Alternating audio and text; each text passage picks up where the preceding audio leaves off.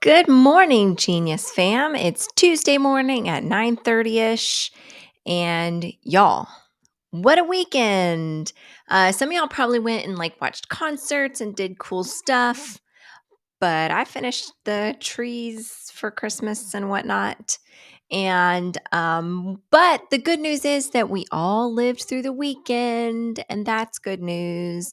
And hey, sorry about the Friday show. Turns out if you have a 5-hour migraine, you definitely can't yell about the news. You can get your notes together, and then your boss husband can tell you, hey, this isn't a good idea, because no one wants to hear. Well, some people want to hear a show like this, but this is what Friday would have sounded like. It would have been really dark, and it would have been me whispering into the microphone. Okay, so tonight the Twitter files are coming out, and we're going to be watching the Twitter files. And I would have done that slow eyeball thing. So thank y'all for your understanding about that. I would not have been very entertaining. Not that I'm usually entertaining, but I would have been even less so on Friday. So, but we're here. We made it through the weekend. I'm not going to ASMR the news, which BT dubs, more than one of you said that. Would y'all watch the ASMR the news? Today, there was this thing on Twitter. There's a new microphone. I just haven't put it here yet, but there's a new microphone down there. Y'all see that on Friday. You won't notice a difference though visually. And it's in the same family because some of y'all actually are like audiophile people and would notice big differences. And I'm doing great today. How about y'all? What's everybody drinking? I don't even have my earrings in yet. What kind of mic? It's a Shure, right? Yeah, it's very similar to this one. I don't know anything about any of that. We have production help. I'm just here to yell about the news. And but I do all my own homework. No one does any of the show notes for me. I do all that myself because I'm very cool. And what do y'all think about my little sweater shawl thing? Pretty cool, right? It's reversible, but I can't wear it on the other side because there's too much cat hair. So we're wearing the gray today because of cat hair, and I forgot to roll it. Look, I'm here, okay? Yeah. And as you guys know, I'm drinking mostly creamer. And don't look in there too hard because it's on one of those hot plate things that Ben got me. And it is now, did you know that if you leave coffee with creamer on a hot plate for too long, it develops a skin? I'm still going to drink it though, whatever. Technically, all clothes are reversible. Some are just designed to be that way. Others, um, if you do the clothes reversing things, but not your underwear, John, don't do that. If you reverse clothes, you can just tell yourself, this is normal. I'm doing good things for the environment. I just don't want to waste so much water. Did anybody do anything interesting this weekend? As noted, we did the Christmas trees. Happy to post pictures later somewhere if y'all want.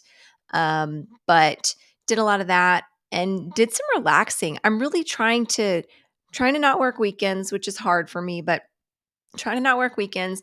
Played a lot of Xbox yesterday. Only Forza, as you guys know. What's Peppermint Parkway? Is that like the wintertime thing at Fiesta, Texas? For those of y'all watching from outside of Texas, if you've never been to Fiesta, Texas, it's kind of like a Six Flags things, but it is amazing. Oh, it showed up. Kind of. Santa times. That makes sense. Yeah, we got somebody said they're drinking kombucha. All right. Oh, I hadn't heard of that. Okay, so Circuit of the Americas, for those of y'all that don't know, is an F1 track in Austin. And unlike F1 tracks in like Paris or whatever, those drive through like the cities. Ours is kind of out on its own and it doesn't shut down the entire city. It's its own spot doing its own thing. But I guess they have a trail of lights you can drive through. I had no idea. Amazing.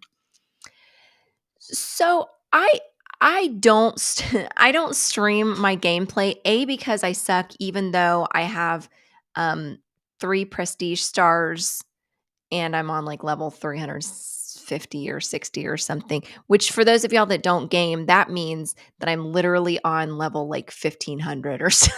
So it's a lot, but it's not I don't stream because I get on these weird like rabbit holes where if I'm playing a game, I'll have to like do like completionist stuff and it's not really fun to watch. Like, hey, watch me sit here for an hour and wait for a D level race to pop up, which I finally got that accolade last night by the way.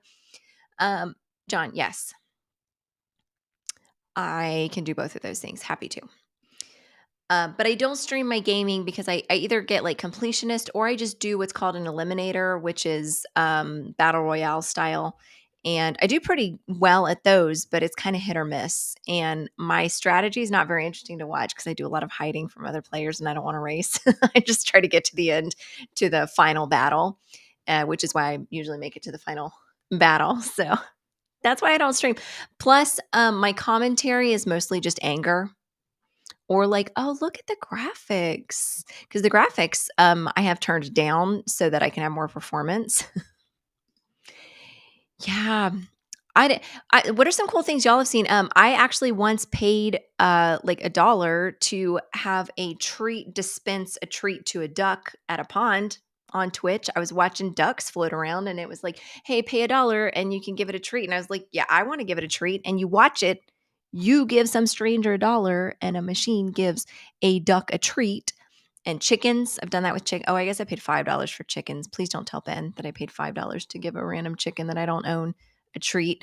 Twitch is wild. You can see anything on Twitch. Yeah. Like Sam said, people will watch paint dry. Maybe I should stream. The only problem is another reason that I don't stream any of my gaming is because it's really irregular. It is mostly on Sundays and because I'm kind of trying to relax or like at random times. And I know I don't ever want to be like, I have to be online at XYZ time because that's like my one hobby besides gardening, which I know are any of y'all interested in gardening? I can stream me gardening. It would be so lame. But anyways, this weekend was wild. We're going to talk about a couple things today. Obviously, Twitter, because we're all obsessed with Twitter. AI art is kind of heating up. There's been some controversy there. We're going to talk about the economy a little bit. Then we're going to talk more about Elon Musk. And if we have time, we might address another topic that I'm not going to tell you about in case I don't get to it. So that's a lot of topics to cover. Twitter alone could take up an entire hour, and it might. But we're going to talk about Twitter as a big part of it. But excuse me. All you have to do on Twitch is wear a crop top. Also, before we get into the show, I posted something on Facebook that was kind of cheeky this morning. And a lot of y'all commented on it already, which is fun, but that's the crop top reference, I'm guessing, which I said, aging is wild. One day you're wearing a crop top, drinking absinthe in Spain, and the next, ... And people are adding the most hilarious, fun stuff about aging. And I'm really having fun with it. If we're Facebook friends, go add yours. But someone said, yeah, the next you're taking a nap after your morning workout with your 3 dogs. Yeah, that sounds. You have a favorite spatula? Yes, I absolutely do. My favorite spatula is one that Ben got me a long time ago. We love you too, John. Hit me up about Power Hour. I'm glad to join. My favorite is silver handle, metal handle, and red silicone top. And Ben got that for me years ago, but it has stayed my favorite spatula. I have others, but that is my favorite. And somebody talked about one day you're young and then the next day you're deciding which is your favorite burner on the stovetop. And I have to tell you, studies have shown that all adults, once you're an adult, it's the front right one. It's always the front right one. Now, I don't know what the study says if that's just America or if that's Western culture or if it's everywhere, but we all use that front right one. I don't know why. I didn't actually read any of the studies, so I don't know why. Ooh, 78, Paul. Badass. My theory on all of this, and a lot of this is kind of jokingly complaining, is that like we got to live to whatever age we currently are. And I think that's incredible. I believed, yeah, why are the back burners even there? Also, for the back burner things, I don't know if y'all know this, but if you have a new build and the microwave is above the gas burners, if you have 2 burners on, especially that big back burner, it gets too hot under the microwave and it turns on that loud fan and you cannot turn it off because the microwave is trying to save itself from being burnt to death. Super annoying. Super hate it. But back to aging. Paul, congrats on turning 78. That's incredible. I had a theory growing up. I'll tell y'all something personal and then I'll get to the news because I know everyone's just here to talk about Elon Musk, whatever. Yeah, I don't even like what kind of chef BS is that? Is that, I think maybe it's for the griddle? I don't know. But back to aging. Okay, aging, I think is beautiful. I had a theory growing up. Paul, I'm so glad you don't feel old. I do. I was born old. I have 2 theories. Do y'all want to know my 2 theories? One is, here's my wackadoo theory that a lot of people think is wackadoo. But in our house, we have a very different experience. I was born like in my 60s. I've always been kind of older. I've always felt older. It's always felt weird to be young to me.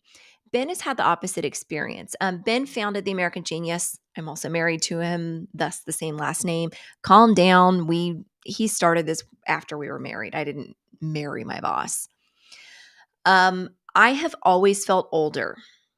And Ben has always felt younger. It's always been a struggle like past 25. Like, why am I older? It doesn't make sense. Here's my wackadoo theory. What if we struggle because I don't know if you believe in past lives or not. I kind of loosely do. Actually, I very do. I've been like an Irish potato farmer 1,000 times. I just feel it. What if in our last life, whatever age we died at is kind of where like it's weird to get older than that. So like Ben might have died at 25, 26 in his last life or keeps dying at that age in other lives. And this one he's just gotten to live longer. And so it feels weird. And for me, I've always been like a really old, like very thick Irish woman potato farmer, sometimes Irish dude, but like usually a thick potato person. And I live to be really old. And so it feels very strange to be young to me. So that's one of my wackadoo theories. I don't know if what y'all think of that, like what you experienced in your last life, where it ended, maybe it affects like if it feels normal or not to live past that. That's one of my more like secret. I don't usually talk to too many people about that one because I know that feels wackadoo because that combines like a bunch of like BSery that a lot of people don't buy into. But that could be right. It could be like our last life experience, if that exists, impacts this one. I don't know. I don't know. An angry Phil Dumpy. Yeah, I've always been old too. An angry Phil Dumpy. That's fantastic. Another theory of mine is I used to upset my parents because I would tell them when I was young that I wasn't going to live past my 20s. Like I just knew it inherently that I wasn't going to. And so I didn't like live it up or anything like that. Yeah, I'm sharing my secrets. So safe. This will never come back to haunt me ever. But I'm never running for public office, so it doesn't matter. I'm already disqualified for just being just garbage, just medium heat garbage. So I used to upset my parents by telling them that I just knew that I was going to die in my 20s. And of course, no parent wants to hear that. They're like, okay, crazy lady, be quiet. Even though it felt weird to be young, I really thought I was going to die in my 20s. I just knew it. And it was something that I saw the future, but it was for my brother who died in his 20s. And so immediately when he died, I was like, oh, okay, that's what the premonition was. It wasn't me. It was, I mean, part of me did, but like it wasn't me, it was him. So I grew up saying I wasn't going to be old. And now here I am getting older and it feels normal. It doesn't feel weird to me, whereas some people really struggle with aging. So aging is a very strange concept and conversation in our house because two of us experience it very differently. And now I want a walking stick. I saw a lady on TikTok or Instagram that got a walking stick and now I legit want one. I saw a dude with like a hand-carved walking stick the other day, not a cane, but like a hand-carved walking stick. And now I want to hand carve a walking stick and use it for my walks. And I want to say stuff like, let's go to the Denny's. And I want to pronounce my days Monday, Tuesday, Wednesday. I don't remember that lady's name, so I can't tell you, but I'll tell you, I'll find her and tell you the next one. Her videos are great. I super like her videos, her reels on Instagram. Or they could just be TikToks that she's put on Instagram. I feel like that's what everyone does, but not me because I deleted the TikTok app because I realized I was already two reasons. One, obviously they track all our stuff, just like every app on the planet, duh. But number two, everything that I enjoy from TikTok, I see on Instagram because people just repost them on Instagram. So if you're watching Reels, you're watching Instagram and TikTok. It's pretty great. Okay, I know we want to talk about the Twitters. I do. I know that. And what? Paul was a fitness instructor at UT, sat around for a year or two, but just before COVID. That's wild. I don't think I have the energy to do that right now. And I am barely in my 40s. Congrats on having that physical energy. I get exhausted just like walking to the mailbox. And for any of my neighbors watching, please don't laugh at me. But the mailbox, for those of you that don't know, is like right across the street. We live on a hill, you guys. It's hard work. It's a lot of steps. Okay, let's talk about Twitter. Who's here to bitch and moan about Twitter? It's probably you. Let's yell about it. There's a lot. There's like 10 different stories in one that we're going to cover. We're going to talk about it. And hopefully I'm going to teach you something. I hope that in the first Twitter segment, there is something that you were not aware of. I really do hope that when we get to that moment, you'll tell me in chat, oh, I didn't know that. Welcome to AG Live. I'm your host, Lani Rosales, Chief Operating Officer at the American Genius News Network, reaching entrepreneurs, startups, real estate pros, plus other job creators and job seekers alike, all with a nerdy tech flair. Let your hair down. We're allowed to cuss. Let's do this. So thanks everyone for joining. We're going to dive into Twitter here in a sec, but I did want to say if you have any troubles watching wherever you're from, you can always find us on Facebook at facebook.com/The American Genius, or if you're struggling with that, you can go over to Twitch, twitch.tv/The American Genius. But you'll see when I pull comments onto the screen that some people, you'll see the little icons. Some people are Twitch, some people are Facebook. And we're also streaming on LinkedIn and Twitter. And nobody uses the streaming options on either of those, so it doesn't matter. But Twitch and Facebook is where we like to hang out. But I can see all of your comments. I see them coming in, and I will pull some of them to go onto the screen. Like I'll show you how it works. So earlier, Sam said nope. And Audrey said she put training and Big A scholarship on her work calendar and marked her status as away. That is a clever comment that deserves to be on the screen today. But I know you guys, and I'm not going to put everything you say up there. So, and I also can't put up links because people can't click them. So, okay, let's talk about Twitter. Have you heard of Twitter? It's a social media platform that was founded in the 1800s, and there's a lot going on. It was there before the internet. Just kidding. There are several of us here today that were actually in the room at South by Southwest when it was their big launch. And as you know, Twitter was originally supposed to just kind of be like how AIM or ICQ used to be, where like you'd put an away message and be like, I'm at lunch with so-and-so. That's what it was designed to be. It was just like your permanent away message. The fact that even like Jack Dorsey has like this big head about like being the global communications platform. Let's think back to our roots. That's not what it was originally supposed to be. It evolved into something cool, and that's great.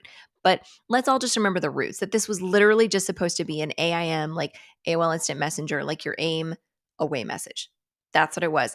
Nobody was changing the world. Nobody was forming an Arab Spring. Nobody was impacting policy. It was literally just an away message. So I do kind of,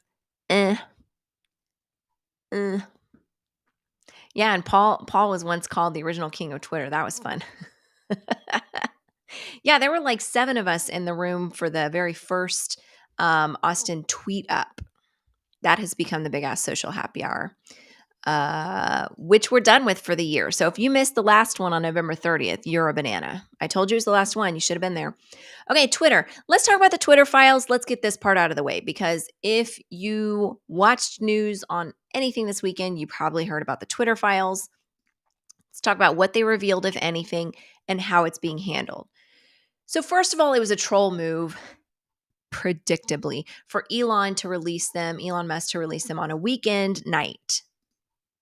That's traditionally what politicians do if they don't want anyone to like really dive into something. That's kind of before the 24-hour news cycle. Now I think it's just done. He did it as a troll move.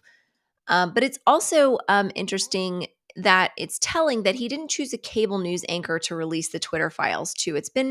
He released them, as you probably know, to Matt Taibbi, who, like us, is an independent. And it has been wild, first off, what has been said about this fella. I don't know him personally. I don't really care. But a lot of cable news anchors are like, we don't even know who this guy is. Oh, congrats on you not knowing who he is. That's like them saying, I don't even know who this Lani is. Well, congrats on not knowing who I am. First of all, I don't care. I told you I'm very old inside, and I've been a potato farmer in 1,000 past lives. I don't care. But to diminish somebody because they're not on cable news or they don't work at the New York Times and they've chosen to report independently, I think it's a really outdated notion. We've been doing AG for almost 20 years now, you guys. Not quite, but almost. We're getting there. And so to say that our voice has no merit because it's not cable news, yeah, that's the point. We're not cable news on purpose because cable news is mainstream. That's the birth of independence, is looking at mainstream and saying either I can do that differently, or I can do that in my industry, or I don't want to do it like that at all, which is kind of where we're coming from. And so the fact that he released the papers to Matt Taibbi was telling. I think it's kind of a troll move. Some people think it's because he feels like he can control somebody who's independent. I don't I can't even I've told y'all a million times, I think this is either performance art or like a political gotcha on Elon's part, and I'll get into that in a minute again, but I can't none of us can pretend to know what's going on in that guy's head. I don't even know if he's doing this for business reasons. Don't know. So I can't tell you why he released the Twitter papers to Taibbi, but I mean, imagine if they'd been released to us, right? And we'd known him for a long time, which we don't, but if we had, and the Twitter papers had been released to us, news organizations would have spent the weekend going, "We don't even know who that is," because they're independent. I'm sorry we're not you. I'm sorry I don't want to work at the New York Times and have somebody tell me every single pitch needs to be angled this way or that way. No, I'm not going to do your angling. Um, a lot about this has been kind of wag the dog. I really think the Twitter papers this weekend. You have kind of two veins of reaction. You have one half saying, "This is a nothing burger. We already knew all this," which is kind of alarming. But the other half just salivating over what they perceive to be juicy details, which really, to me, aren't super juicy. But to us, or to me, I'm going to say to me, because Ben and I do kind of debate on this, but to me, it really was documentation that confirmed what we had assumed, not what we had known. So, for those of you not obsessed with the shit show, Musk released internal documents regarding how the decision had been made to moderate content about the New York Post story covering the Hunter Biden laptop. So, now that I've said all of those words and Facebook has transcribed them, the video will probably be cut at some point, but whatever. Execs and legal went back and forth about the risks of nuking all references to the particular story. They ultimately, obviously, historically, we know, decided that the content was likely stolen and therefore not credible. That was what they landed on. So, traditional news orgs that, especially cable news, that are calling this a nothing burger and saying, well, it was just gone for 2 days and then the story was allowed, no harm, no foul. But they miss in their reporting that a number of accounts, whether you think they're banana pants or not, doesn't matter. Numerous accounts were shuttered by Twitter just for sharing that story and discussing it. And a lot of those accounts were never reopened. But then you have traditional news orgs that salivated it over it all weekend. We clicked around. This was wild. Some barely mentioned it. Others just, that's all they talked about.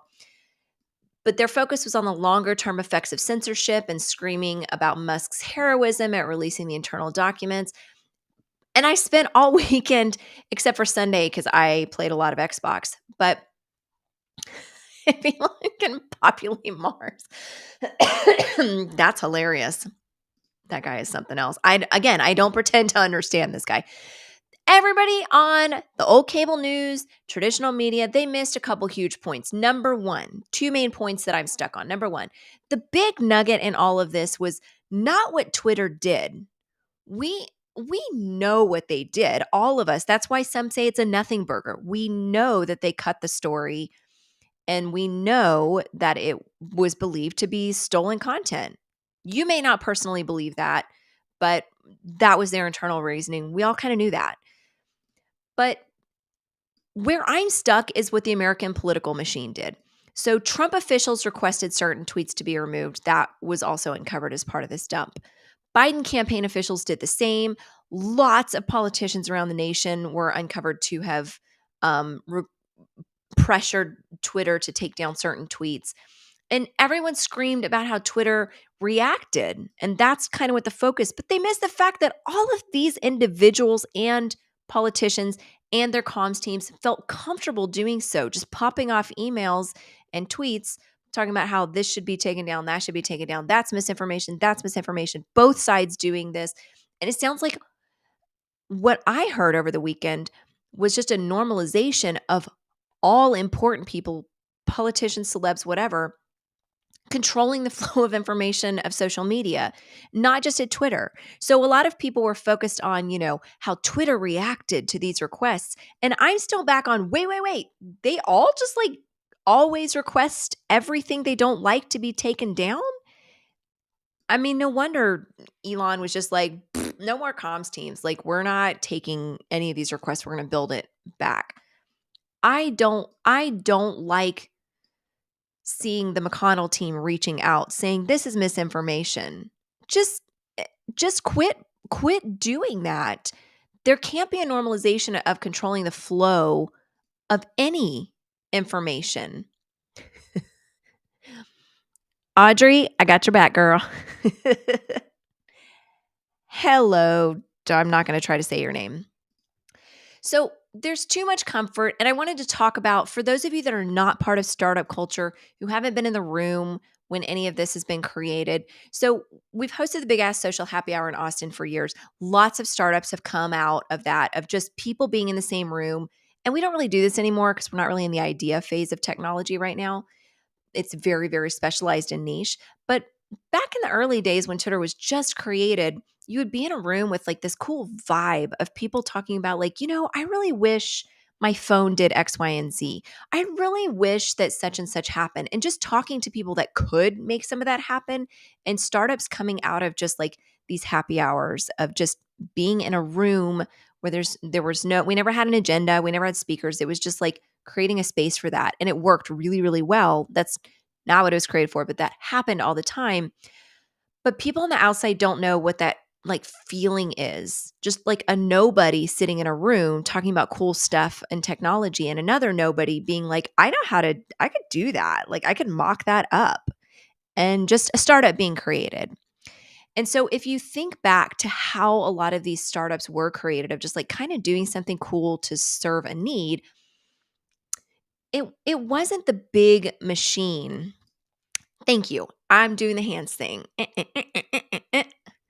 For those of you that haven't watched every single episode, I do a lot of stuff with my hands, and I'm not even Italian. So tell me if I'm like, you got to tell me, you're responsible for telling me if I start doing too many jazz hands, which jazz hands. So if you think back to kind of the startup culture and vibe, in the early days, if your favorite politician on either side, however you vote, if you don't vote, go ahead and just like adios. Just go live on Mars. You're not going to have a vote there. Whoever you vote for that feel like has the potential to like change the world and make it a better place, and they message you directly, "Hey, this bad stuff's going on. You might want to take a look at it." If you're still in that mode of kind of like being just a cool person in a bar and being that idea creation mode, it feels cool to have somebody important reach out to even know who you are, first of all. Secondly, they reach out to you. And that's where it kind of starts, is you have a couple celebs on Twitter in the early days. In the very beginning, it was like Al Gore and Britney Spears, and that's it. That was it. That was it. And you auto-followed them if you signed up for a new account. Like, it was wild. But they started getting access to those kind of people. And I really think this is a result of it. It got out of hand. Yes, they have legal. Yes, it became normalized. But I'm just so shocked, not by the fact that Twitter reacted to politicians, but just how easy it was for like all politicians to be like, of course we reached out to Twitter and Facebook and everybody else. Of course we're notifying them of misinformation. Oh my God, both sides are putting their fingers on the freaking scales of information flow. D- wh- why are Twitter and Facebook allowing that? I'm sure it started off innocently, where it was like, okay, we need to stop hate speech, right? And you start off with something simple, and then it just goes on from there. So that's the first thing that I think traditional media, because they really don't know what it was like to be in that room, to be in the startup vibe, to get that feeling of what it felt like to be in the initial days and how the manipulation started. It starts off as, let's get rid of hate speech. I'm an important celebrity. Let's work on this together. And kind of a like former nobody, it was like, cool, yeah, that sounds great. And then it just snowballs from there. The other point that I've talked to y'all about this before, but traditional media has not picked up on this, and it is driving me bananas. It's driving me potatoes. It's driving me potatoes and nuggets and nanas. Okay, look, I've said this before. I firmly believe, my personal conspiracy theory is that Elon is this generation's J. Edgar Hoover. He bought Twitter so that he can have access to every single DM any of these dum-dums have ever sent. Anyone these idiots have been communicating with. So your brain's probably thinking like Anthony Weiner. Oh, now we have all of Anthony Weiner's DMs. No, my brain's thinking every journalist, because it is a very common way for journalists to communicate privately. Every journalist, every politician who's on it themselves, everybody has sent DMs, unless you're like me and you automated your Twitter account years ago and you haven't actually used it in a long time. But this is a tiny, harmless shot over the bow. I think this is what the Twitter papers really were, to subtly nudge politicians and people of power into remembering that they've used Twitter, they've sent private DMs. He has every single word of it. And if he'll release internal documents that his company is on the hook for, meaning he's on the hook for, and it could damage him, he will use these to his advantage later on. I'm telling you. MySpace Tom would just be our everybody's friend. He's just our friend. He's harmless. Where is MySpace Tom? Does anyone know? I saw recently somebody had tracked him down or something. I don't know. So love or hate what Musk being J. Edgar Hoover means. I think that's what this weekend's Twitter dump was, is if I'll do this and hurt my own company, what will I do to you? And I don't think it's something that he's going to do in private. Side note, if you don't think politics is garbage and you're not mad at both sides of the aisle right now, I want you to go read Red-Handed by Peter Schweitzer. Everybody's bad and everybody's against us. I've been trying to tell y'all that both sides are bonkers. Okay, so that's the Twitter papers came out. Hopefully I told you enough about it that you're like, oh yeah, I understand the Twitter papers now. Some other things that are happening at Twitter, because it's 10 o'clock and we're on topic number 1 still. We know that the COVID misinformation policies have been rolled back, and I think that's good and bad. And most of the focus has been on that being bad, because then you'll have these dongers out there saying to, just rub bleach on it or whatever, or go buy some oil from some MLM. That's dangerous. And I really wish they would shut that down. But on the flip side, now what is allowed, and this is what, again, traditional media missed. They really don't. They missed the context of all of this, of course. But the good thing is that what is allowed now that was previously banned is talking about the side effects of the vaccines. Now, for full disclosure, I am boosted, and I'm just going to keep getting boosted and just give me all the shots because I think it's worth the risk. But I think there are risks, and we shouldn't just pretend like there are no risks. Of course, there are risks. We rushed something to market without enough testing. We had to. Why? Because when you are putting out a fire, you don't worry about the damage the water is doing. You have to do your best to put out the fire. So I don't believe in any of the big like wackadoo conspiracies about how all this has happened. Of course, big pharma benefits. They're at the bottom of like all conspiracies, so whatever. But Twitter, Kevin, I want to put you in timeout. Right stat now. But the COVID misinformation policies being rolled back, I think, is a bad thing. Now you have all the snake oils out there saying stupid stuff. But I also think it's a good thing because now what is allowed is an actual conversation about things that were previously banned that really weren't fringe conspiracy things. Not saying that you shouldn't get the vaccine, but that like maybe we should talk about what some of the long-term effects are. Again, I personally have gotten all of them. I'm going to keep getting them. I know that's not everybody's flavor, but it's my personal choice. I think that it's risky, but which risk is better? we're at risk either way. But I think being able to talk about it is a good thing. And another book you should read if you want to get mad at the medical complex is Unaccountable by Marty McCary. And he talks about all of the bonkers stuff. Like, did you know that sometimes some doctors, and it's totally legal, some doctors sign disclosures that they can't talk about getting any kickbacks for medicines that they're getting kickbacks for that they're prescribing. That's legal. But Big Pharma can say, you're not allowed to say that. So even if you ask a doctor, they can legally say that they won't disclose that. What? Whoa, y'all, we have our first, I'm not going to put it up there, but if you're on Twitch, you can see in chat, we have our first Twitch spam. They want to offer promotions.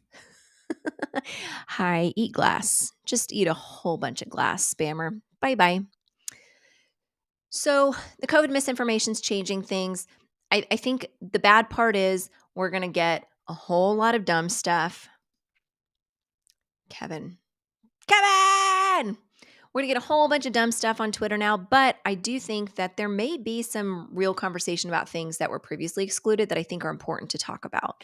I know somebody who was kicked off of Twitter because they had simply shared a story about the link to myocarditis, which is pretty widely accepted right now, but they're still off.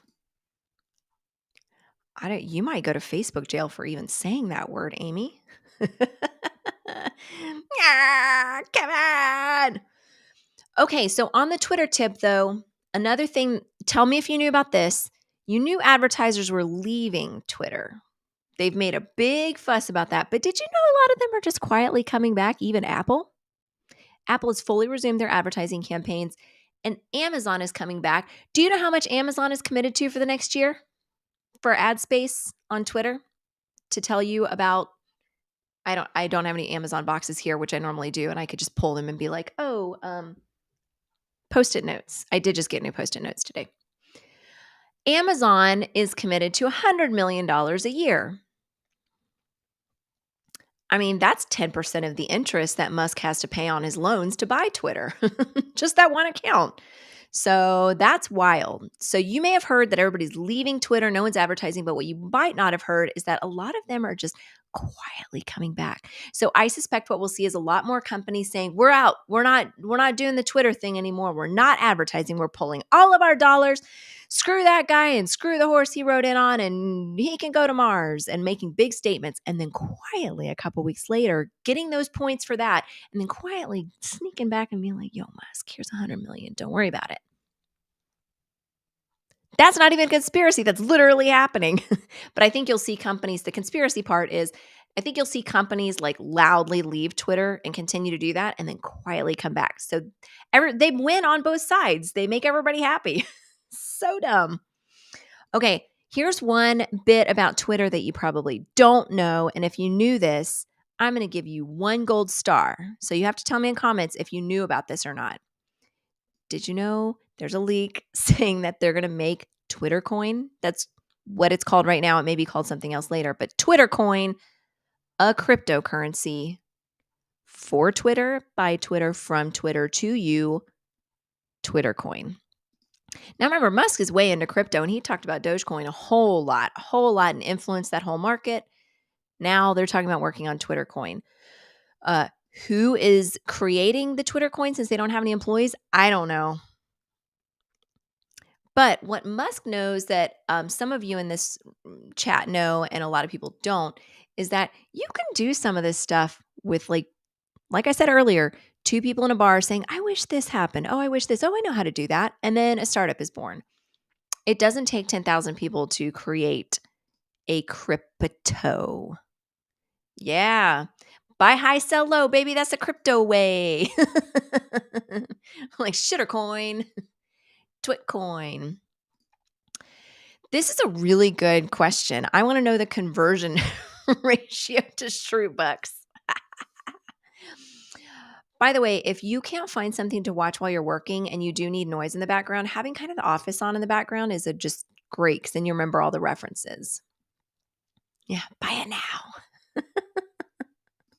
So Twitter coin might be coming. I don't know if that's part of a distraction or if that's really happening, but I barely even use Twitter. I most certainly wouldn't buy Twitter coin.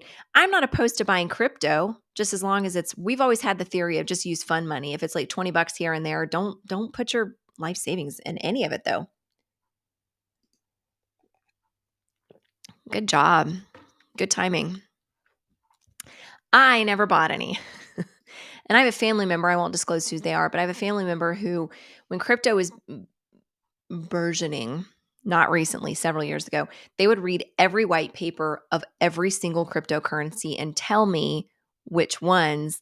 And that made some pretty good money. But I wasn't willing to kind of fake not being an American because there are several coins that you had to like be a Denmark citizen and in order to buy. But there are ways to do that. I didn't do that. I believe the government's watching. Some people don't.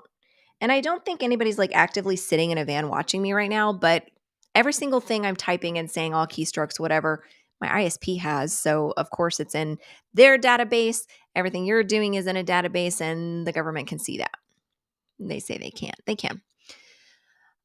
Okay, here's another thing going on at Twitter. There was this real sassy letter if you haven't read the letter in full, I want you to go find it and read it. There's been a real sassy letter to the from the attorneys representing folks laid off from Twitter to Musk, because apparently, allegedly, Musk has not paid severance pay. And he fired people, and he did it in a way that he would be protected under the law. But if you don't pay the severance, you're no longer protected. So that's probably going to go to court, is my presumption. I don't know. Definitely not sitting in a van watching everything. Have y'all been on Instagram or TikTok? People live in vans now, like by choice, and it actually looks good. I've honestly looked at that going, could we live in a van? Like, then you can just go anywhere. They're watching through your fancy phones. How dare you say we have Amazon devices? We have everything Google here, because when the robot apocalypse comes, and it will, we want to have chosen the right robots. So we have Jujul everything. And I'm going to say it with the J, because if you say it with the G, there's like all these devices that'll go off.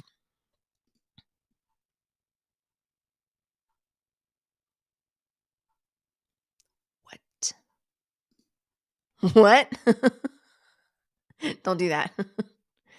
In a van down by the river. Okay, so I don't think Musk, if that's true, that's not cool of Musk to lay people off. They do rely on that severance pay, especially if they live somewhere like California or Austin, where it's just so expensive to live.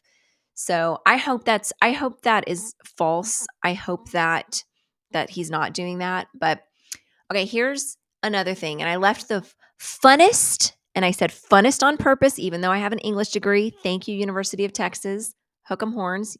I don't know why they gave me a degree, but they did. The funnest one is last. Have you heard of the bedroom pods at Twitter headquarters? I need to know if you've heard about this. Have you heard of Twitter? Twitter is this thing. Twitter is a thing. Okay, there are bedroom pods. Okay, so there are 4 to 8. Forbes is who broke this story and talked about all this, which I think is kind of bananas. They didn't show any of the pictures they say they got, which kind of pisses me off. Show the pictures. But apparently they're just really boring bedroom pods. There's 4 to 8 per floor. And apparently there's like a queen size bed. Some have sheets, some don't, which is weird. But they came back over the weekend and they were just there on Monday. No discussion, because there's no comms team. So like nobody sent an internal memo saying, hey, by the way, if you're part of Twitter 2.0 and you're going to be hardcore working, you can stay here. Like nobody knows when they're allowed to use them or how.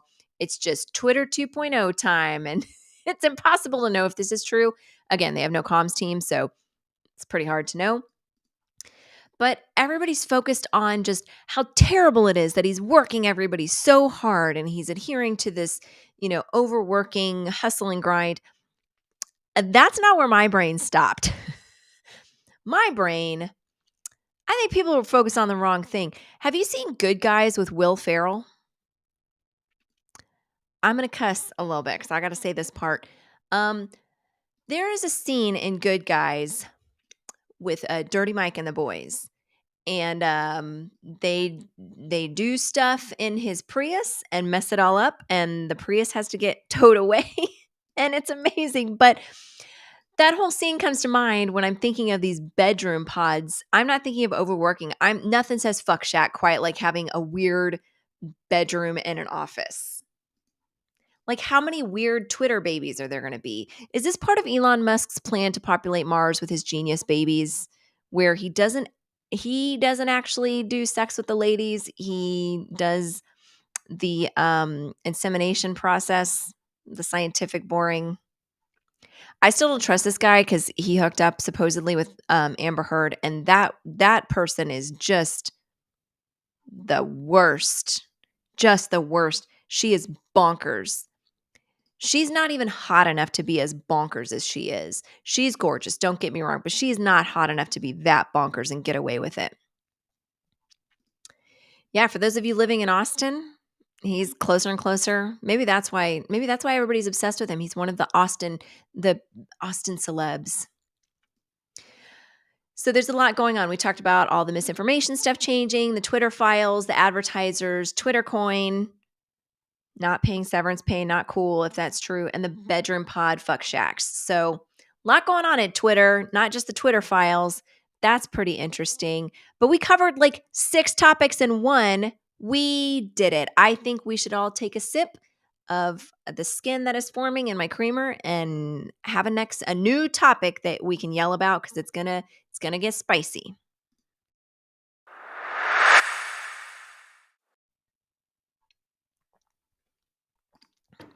Wait, I don't hate Shaq. Who said I hate Shaq? Oh, because of Dirty Mike and the boys. Yeah. You guys, yeah, this is the whole thing. The whole thing's a mess. The whole thing's a mess. It does remind me, honestly, of a little less rapey version, like the least rapey version of Epstein, like doing his ranch and like thinking he would populate with just like his IQ, like populate the world. If you don't know anything about that, don't even worry. I just told you the highlights of it. You can get way into that rabbit hole if you want, but we're going to talk about AI art. Have you heard of it? I've been showing you some AI art. I've got all sorts of bonkers. I try not to say crazy anymore because it's stigmatizing. I got all sorts of bonkers stuff going down. And I finally got it to do a word properly. I asked it to make a billboard that says Lani. Because if you have it do a billboard Lani Rosales, there's too many letters in that, and it ends up saying, hold on, let's see. I'll just share my screen with y'all so you can see what I am yammering on about. Chrome tab, Midjourney, let's go see. I was testing something today because it is not very good at forming words, but I asked it to do a billboard that says Lani Rosales. What?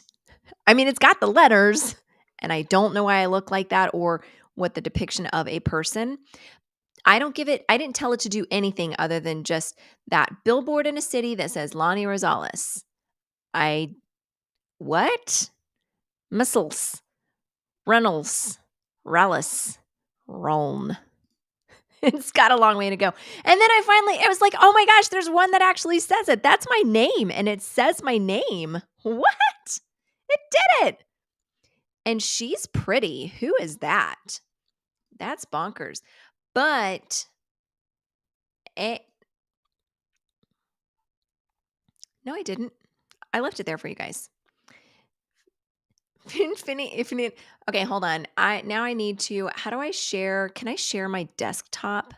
Can I share my entire screen here? Yeah, let's do entire screen here. Oh, it won't let me share my screen. Oh well, you can't see it. Anyways, that was a very good joke, Sam, for those of you that are in on that joke. Okay, so there's a couple conversations going on about AI art that are really heating up that I'm super interested in. Number 1, killing jobs. That's interesting. Number 2, ethics.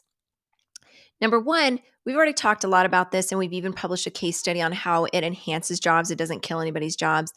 And a lot of the arguments that are being used sound a lot to me like what the arguments were when Photoshop was released, that digital art is not real art. And then we all came to accept digital art as art, and that's fine. And then I got to thinking, I bet a lot of the argument here about how AI art could kill all art, I totally disagree with that.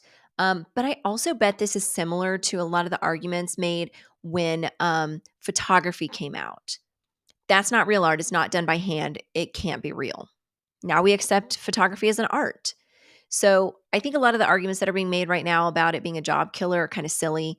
You still have to, if you have not used any of these tools, which I hope all of you have, but if you've not used an AI art tool, you know that it is difficult to come up with a prompt. I just showed you like 4 instances of how I spent time trying to get a billboard just to say the word Lani. It's not good at words, that's fine, but I think this is really interesting because you have to know what to put into AI, whether it's text to art, whether it's like any of the GTP stuff. Like you have to have an awareness of how a prompt works, and you have to be able to refine. So if you don't know anything about anything, it's pretty hard to get it to do what you want. So it is just a tool at this point. I don't think it replaces artists.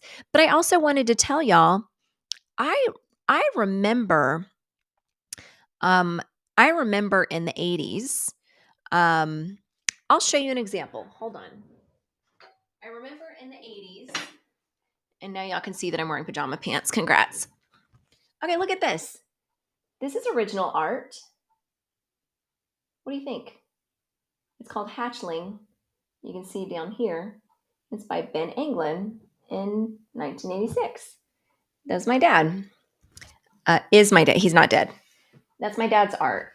And it's very realistic. It looks very good. I remember my whole life being the child of an artist. There were always art supplies in our house. There was always an artist desk at an angle with pencils my whole life. Sometimes he did painting. Then he did Photoshop, and so there was also a computer. But there were always physical. There was a high value on art placed in our home. We always went to art camp in the summer. Art was something that was seen as extremely high value in our home. So I share this with you as someone who is a child of multi-generation of artists. My grandmother was also an artist, my great-grandmother. I do care about the arts. I sincerely care. I know what it's like to do some myself. I tried. I'm just not very good at it. But I know the value of art. And so I say this from a place of having a deep appreciation. It is not going to kill jobs. You have to know something about something in order to get it to work. It's just a tool. But the ethics part, I think, is a little bit more interesting. And I tell you about my connection to the art because I want you to know that when I say I don't think it's unethical, it's not that I haven't weighed in, I haven't thought about an artist. The people that I love the most in the world are arts related, art people, artsy farts, right? So I was going to say artsy fartsy, and then I was going to take it back because my dad will watch this later and be like, I'm not artsy fartsy. What the fuck? That was an insult in our house. Oh, they're just artsy fartsy. The big insult in our house was I was in an art show when I was in sixth grade, and I had done like human portraiture or something stupid. I wasn't very good at it, but I was in this art show. A handful of us were selected, and my dad didn't want to go because it was in Lakeway, Texas, which for those of you that aren't from around here, it's like a golf course community. And we were outsiders living in this like golfy area, and he said it was all bluebonnet art.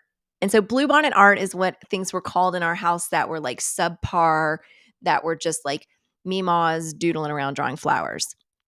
So I grew up in a very judgmental environment about art and the value of art. And there was always someone creating art in the house. My brother also constantly created art. I did my own sort of thing. I was more writing, but the ethics is a conversation that's really getting out of hand. And Lenza is an app that you've seen everybody like put their pictures into AI and get selfies, like beautiful paintings of themselves. You've probably seen that all over Facebook. And it's not even free, which is wild. But that app went viral and folks are pushing back, lumping all AI art together and trying to get the toothpaste back in the tube is my feeling about it. But I wanted to share with you kind of, if you haven't seen this little presentation of what's going around, I wanted to share it with you because I thought it is well thought out. I disagree with a lot of it, but it is well thought out. And so I wanted to share with you what is going around about Lenza. And I think that will leak out into other AI art thingamajiggers. Okay, so AI art isn't cute. You've seen the Lenza app selfies. There's more than meets the eye. So what is it? You upload a bunch of photos of yourself. It uses Stable Diffusion, which is an open source model. It processes the photos to generate avatars. So they look like they were created by digital artists. Now, here's the ethical problem that people are having. Copyrighted art. These AI art machines are using all imagery online. Copyrighted, not copywritten, it doesn't matter. They're using that as the sample. And some use different sample pools than others. But this is interesting because Ars Technica says that they even use private medical records. I don't know if that's true or not. If that's true, that's pretty atrocious. But they do have graphic photos that they're pulling from stolen porn and so much more. So I get how that's an ethical problem. So what they're saying is that the uncurated images and text that they're using in just the Stable Diffusion model, this isn't all AI art. They're talking specifically about Stable Diffusion, and they allege that they're using data laundering. And so Stable Diffusion is making money by trading private models for customers. and making money off of it, but that they use violent images, stolen non consensual porn, copywritten work. So they compile all this into one. And different artists are talking about how it has impacted them and how now there's art online that's like so and so style. And so Google will see that and attribute to them, but it's not their art. It's Lenza or Stable Diffusion or whatever. Um, and a lot of the artists have pushed back saying that AI has been trained on their work without their consent and without them getting any money. So there's a call for legislation, and this presentation is one that I've seen a lot. And I've seen a lot of people share this. And what's happening is people are saying, I'm sorry that I used the Lenza app to do my selfies. I've taken them down and I won't do that again because it hurts artists. I would strongly argue the opposite. This again feels very much like when artists said of digital art, it's not real. They're copying us. It's not art. And I just feel like we're kind of seeing that again. And I know this is different. I do. I'm not stupid. I get that this is very different. I know that they use different models to train the AI, but I just have a problem with this widespread assumption that you can just go on any of these tools and just bloop, bloop, bloop 3 words and you have art that looks just like something else. Yes, you can, and it takes work, but I'm just really struggling with the idea that it's unethical because these were the same arguments that were made when Photoshop and digital tools were created, and artists then not in my house because my dad had to do it professionally. He's a graphic designer, but artists then were saying the same thing, especially painters, that that's not real art.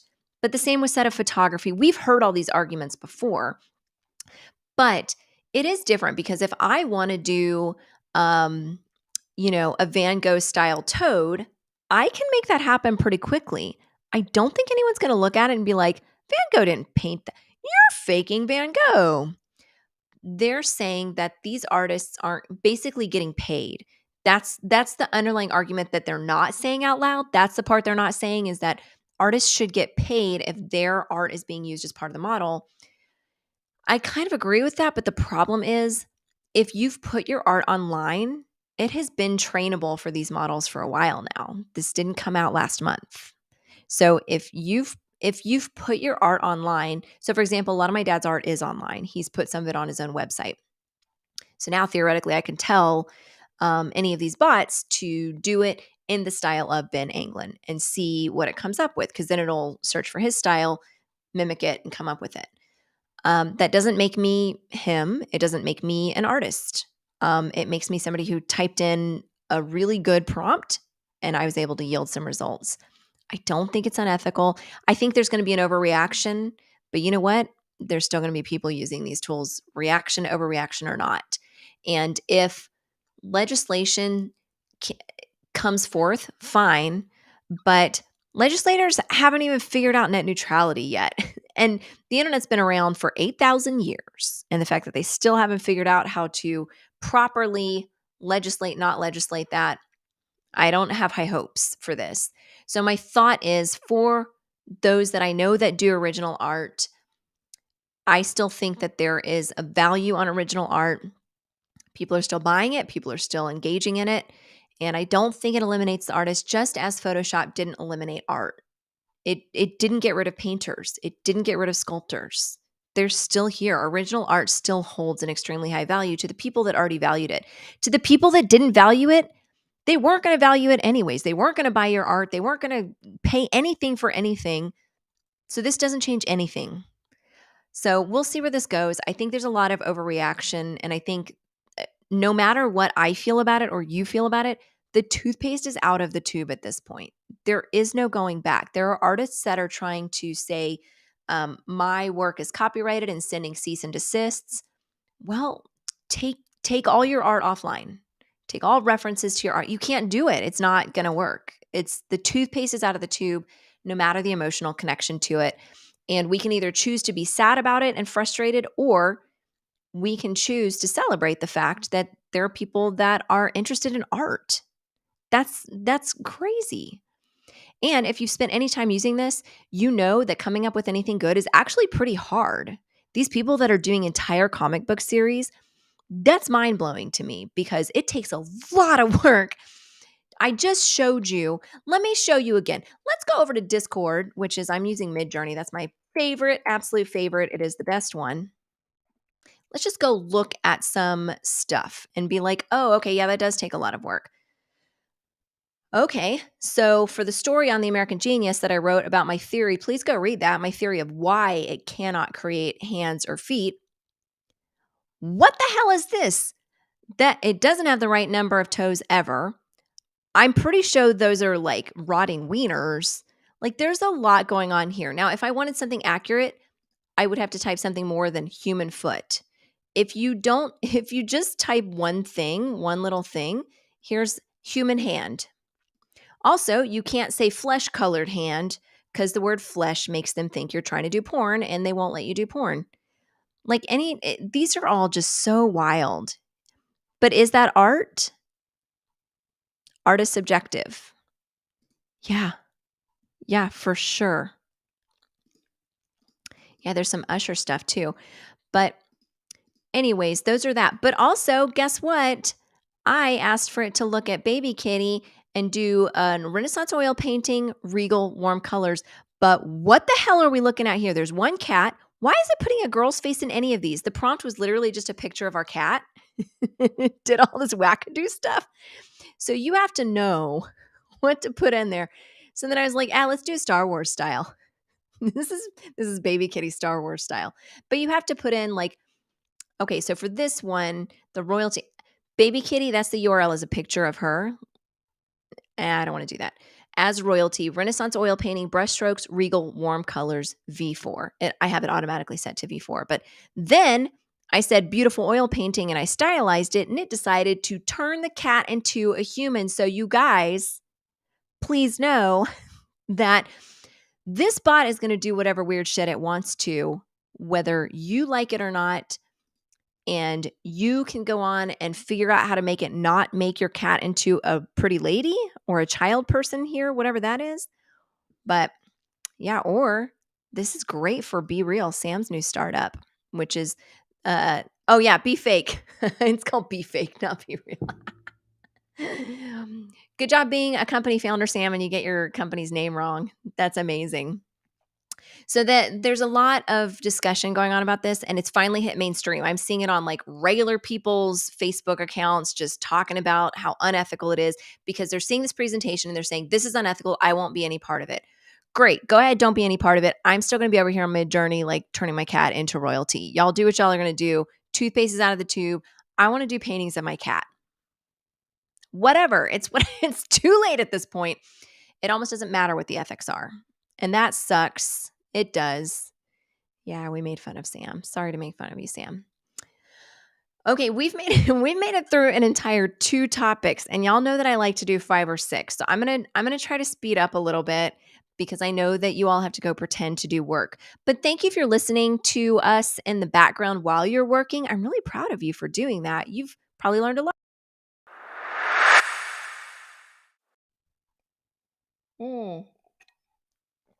Okay, the rest is just cream or skin. I can't drink that anymore. I didn't go into just because I've been talking for a long time. I didn't talk about the different models, but I'm going to put if you're interested in this topic and you're just learning about it, or you're just thinking I want to know the ethics, you should know how the models work before getting upset about them because they are all very different. I'm going to put in comments a link to a great story that is just about how the top 3 work, like the technical aspect, what they're sampling, what types of images, like where they get them, and what the diffusion model is. The stable diffusion is pretty fascinating.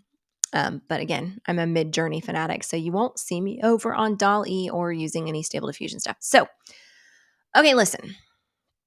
Have you heard of the economy? There's this thing called the economy, and we're all living in it. We live in a society. Now, some people think it's real bad. Other people are like, it's fine. Well, whatever the case is, I want to tell you what the next couple years have in store because Bank of America CEO over on theamericangenius.com/housing Macy Lacal wrote this great story covering what some of the banking CEOs are saying is in store. So, what is in store for the next 2 years? That's the TLDR version. So, many are wondering kind of what the consequences are of a lot of legislation, of a lot of moves, of a pandemic. So, the CEO of Bank of America, Moynihan, talks about how the things that are dragging down the economy are the pandemic, obviously, the war in Ukraine, and the railroad strike. Those are the things that are currently pulling it down. Of course, he's very polite and doesn't talk about anything that is political. Smart fella. But he doesn't blame politicians. Good for him. I think a lot of what we're experiencing right now is avoidable.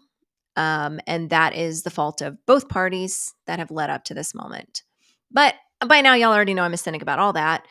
But what do the next couple years have in store? The big question, what they're really asking when we get to that question, because JP Diamond over at Chase is like, no, like we've hit bottom. The big thing we're addressing here is, have we hit bottom? Because as humans, we want to know. We want to know, are we there yet? Are we there yet? Are we there yet? Are we there yet? Are we there yet? That's all we want to know is, are we there yet?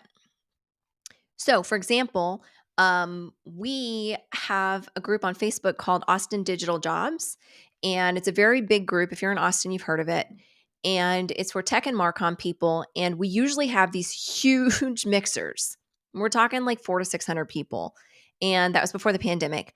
So we held off during the pandemic. We really have played it safe. And we were going to do an event in fourth quarter of this year. But then what happened? We're recovering from a pandemic condition, even though it's still a global pandemic and it is still killing people. We're getting to a situation to where we all kind of know how to wash our hands and like we're trying to be safe and vaccines and blah, blah, blah. So, for example, we're looking at doing our event, but then layoffs in tech. Everybody's doing layoffs. So, how many companies do you think right now are going to go represent at a mixer about jobs when they don't have any that they were able to hire for? Now, will that change in Q1? Yeah, probably, because a lot of these are publicly traded companies. Like the smaller companies are doing fine, they're still hiring. But the question is, are we there yet? Can we host a mixer yet, for example? So even our company is looking at a forecast going, we don't know. We can act like we know. Do we have a venue lined up for Q1? Yes. Do we have a couple partners lined up? Yes. Do we have enough to get 600 people in a room and get everybody jobs yet? No. And that's because there's still a lot of uncertainty in the market. The banking CEOs think that we haven't hit bottom yet. A lot of them, and I agree, think that we're close. It is annoying, though, when you're struggling. And what I think is missed by traditional media is that what has happened during the pandemic, it's a tale of two Americans. And I hate being so cliche to say the rich have gotten richer and the poor have gotten poorer, but a lot of people that were doing fine have stayed fine. But a lot of people who weren't have had to resort to lower and lower incomes. The part that's missed by a lot of these banking industry people when they're talking about the overall economy is, yes, jobs are being created. We're talking about jobs this, jobs that. Sure, a lot of them are seasonal. Take that out of it, whatever.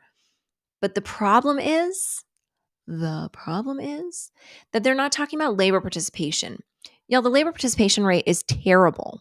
For those of you unfamiliar of how that is measured, it's the number of people who are eligible to work actually applying for jobs, seeking jobs, or obtaining and holding a job. Only 62% of Americans have a job or are looking for a job. 40% of Americans don't have a job and are not looking for a job. Now, is a good portion of that early retirement, people just being like, fuck this, I'm done. Like it's not worth messing with. Yes, there is a portion that is that. But there is also a tremendous portion that is obviously ignored, that aren't looking for a job, have given up, and are either living with family or, now are houseless. That is increasingly common. There is an underlying epidemic of suffering, and that's really easy for a banking industry exec to ignore. because they just look at the numbers and they're like, okay, labor participation, those people gave up, those people don't want to work, those people are living on the system. No, a lot of them aren't. Like a lot of them are relying on their loved ones or their family to help them get through and maybe work someday again later. Does the labor participation rate have much to do with tech and Marcom? No. The labor participation rate is really high in the tech industry. But for retail, hospitality, things like that, they're still a very low labor participation rate. They're the ones that are saying no one wants to work. They're the ones still saying we can't get anyone to work here. Well, okay. Maybe somebody doesn't want to mop up shit for $7 an hour. Can you blame them? I don't know. If this is you, please don't give up. Yeah, Audrey, thank you for that. If you're one of the people who is watching this and you're thinking, oh, great, the Bank of America CEO says it's going to suck for another 2 years, but he'll be fine the whole time. You're not invisible. Like even our company has had to look at things and go, we can't forecast. We don't know how to forecast this specific instance because things were looking better and we were finally going to be okay and then not. And just it is difficult to forecast as a company, but as individuals, it has been really hard. And so I think that there is just a mass of people that are wholly ignored, treated as just this labor participation number. And a lot of people have opted out, not because I just don't want to work anymore. I want to live on welfare. That is not what is happening. There are plenty of people who have applied for hundreds and hundreds and hundreds and hundreds and hundreds of jobs, especially in tech and Marcom, and not gotten anywhere. Now, is there room for improvement on the resume? Sure. Is there different strategies and networking things you can do? Sure. But you tell that to somebody who has had to move back home, who has not had a job, who is frustrated with the scenario and the pressure that's coming from outside, like their parents saying, mean things kind of under their breath, even though they're just so supportive. And so there's a big disparity. It's just the cliche of the rich got richer and the poor got poorer. But I think the poor getting poorer has been highly ignored because it's easy to just look past. It is. If you're doing okay, especially if you hadn't been, if you're finally doing okay, you're just breathing, you're just existing, right? So, or if you've never been exposed to somebody who's not doing okay, with 2 and 3 Americans working, and that's not how math works. 4 and 6, 40% not working and not looking. That's a pretty big part that's missed by a lot of analysts, especially the banking execs. They don't really talk about that. So let's talk about just really quickly the Disney thing. There's a lot going on at Disney. Let's just talk about that real quick.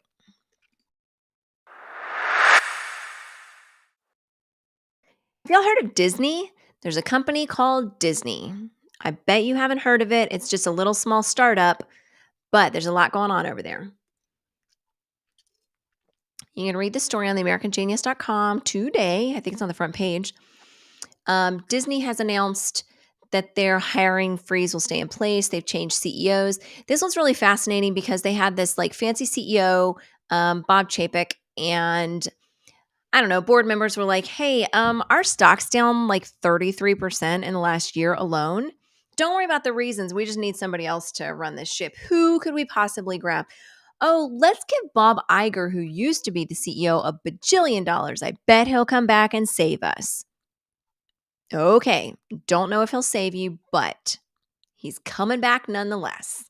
So he's back, and a lot of people have talked about the hiring freezes, but people missed some important information, and I want to tell you what it is, which is that it's not, they went back to Bob. It's not that he said, yeah, we're going to keep the hiring freezes. It's that he said, we're not doing any more acquisitions right now. We're not doing any more hiring. I need to figure out what the hell is going on here. So they're just probably for the rest of the quarter, makes sense. He's in analysis mode so that he can figure out what to do next. I don't think this will be long lasting. I don't think acquisitions will stop. Bob Iger was behind the Pixar acquisition, and I don't remember the other big one. But we'll see. But I know that we've talked a lot about hiring freezes, especially in tech. This is one that got a lot of headlines, but people didn't actually read. And the reading part is that it's just on pause while he has some time to analyze. It's a new CEO. He's got to get all of his hands back into every pie. which I hate that phrase. I can't believe I just used that. But so I don't think that's a big metric for the economy. I think the more important metric is that their stock took a 33% shit in 1 year and they had to get back the old CEO. And they didn't disclose the numbers behind that. I bet he was already rich. Now he's probably mega rich, very mega rich. But you can read the whole story on theamericangenius.com. Nicole Kanalakis did a really good job writing about it, and I enjoyed her story. I told y'all that one would be a quick one. I promised you, and let's do another quick one.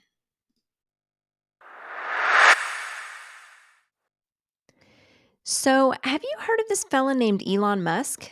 Did you know that he's not just Twitter's owner, but also a SpaceX guy? He's the SpaceX guy. And remember earlier when I said that Twitter people that had been laid off were suing him because he hadn't been paying the severance pay, which, by the way, I've mentioned this in previous shows. There's no HR staff right now, so I don't know who's cutting checks. That's probably why they're not getting paid. They probably will get paid, I hope. But former employees at SpaceX have filed labor complaints and allegations, and it's not over not getting paid. This one's a little bit different. This one is that Elon Musk tends to, and his execs play favorites and also retaliate when you're not on their side. So, for example, there's a no a-hole zone policy at SpaceX. Doesn't seem like a really good non-subjective policy, but fine. Lots of former employees say that they got fired for things that other people did in the no a-hole zone, and they were also retaliated against. So I think the reason this is interesting is because Musk has a lot of spinning plates, and I do think he tries to handle a lot of stuff himself, not in like a micromanaging way, but it just like let's just make decisions quickly way. And he's got a lot going on. So I think running multiple publicly traded companies is kind of bonkers. He's doing it, but I think we're going to see the reason I wanted to tell y'all about this, and you can read about it on theamericangenius.com. The full story is up there by Stephanie Dominique today. The reason this is important is because it's an example of all of the different things that are going on with Musk. He's got a bunch of spinning plates, and I think it's going to distract him. We'll see. But I wanted to share this with you because I think we're going to see lots of lawsuits popping up, because that's how a lot of lawsuits tend to be. They tend to be in clusters and trends. And so people see, all right, we got to get it while the poker's hot. And lawyers are much more likely to take a case when there's a whole bunch of other cases going on. So I think we'll see a lot, not just labor complaints, but I think we'll just see a lot of lawsuits going on with Musk's name on them, not just him personally, but his companies. What's not being filed yet, but what I think I think we'll see more like IP violation type stuff. I suspect that that'll be coming as well. True or not, doesn't matter. I suspect that we'll see lawsuits filed to that effect. Don't you think? I think we will. Okay.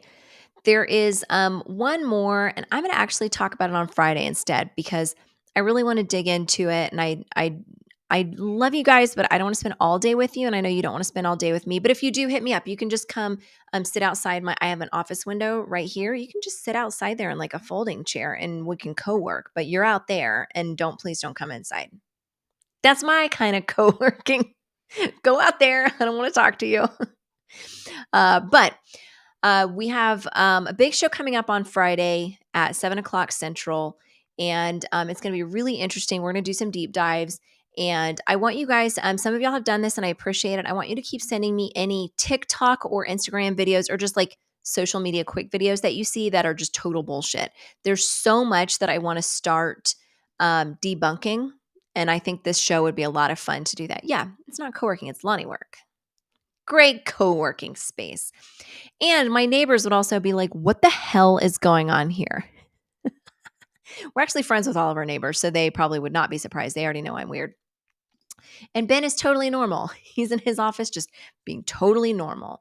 But join us on Friday. Keep sending us TikTok videos or anything like that where you see and you're like, yeah, this is not legit. This is a bad idea. Especially, I love seeing all the stupid, like, And I'm not gonna call them stupid because 'cause they're young, but there's like a 22-year-old who will say like, "Take these investing tips."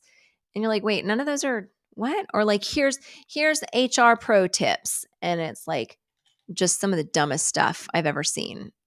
Not dumb as in like, "Hey, that's lame," but dumb as in like, "That's inaccurate. You are not giving people good information." Send me those videos. I wanna take them down. I wanna take them down and fight them. I'm gonna tag them and I'm gonna fight them, and then I'm gonna train all year to fight them in person in a Taco Bell parking lot because that's oh, no, I said the words again. I'm gonna get banned on Facebook. Shit. Shit, shit, shit. All right, well, it was nice knowing y'all. I'm gonna go to Facebook pokey jail now. We did a good job today. Y'all learned so much. You taught me so much. It was all about the friends we made along the way, really, if you think about it. And yeah, I'm going to train to hit him with my walking stick. Maybe I'll just learn to whittle and just whittle my own walking stick. Go out into nature and find a stick that is large enough, like a branch, and I will whittle it myself. No, that sounds like too much work. I don't want to do that. But y'all were entertaining today. Lots of fun stuff I got to put up on the screen. Lots of stuff I absolutely could not. Shame on you for some of the stuff you said today that I did not put on the screen. But I love y'all and I had a lot of fun. And keep sending me those videos. If there are things that you want me to talk about on the show, a lot of y'all have started doing this. Message me online or my email's right here. I still can't point for shit. My email's right there. Email me anything you want me to talk about on the show. I'm happy to yell about whatever, if as long as it's interesting. But we'll see you on Friday at 7 Central. And just, y'all did a good job today. Give yourselves a round of applause. Good job. You really nailed it. We'll see you on Friday.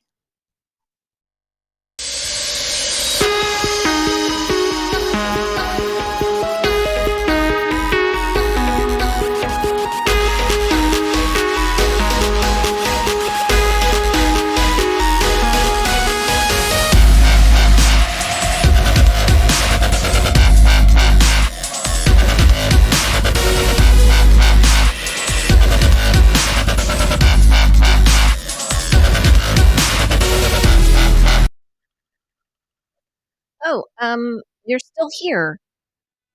Over, but you're still here. And that's good because I was going to tell you guys. Oh, I almost forgot to tell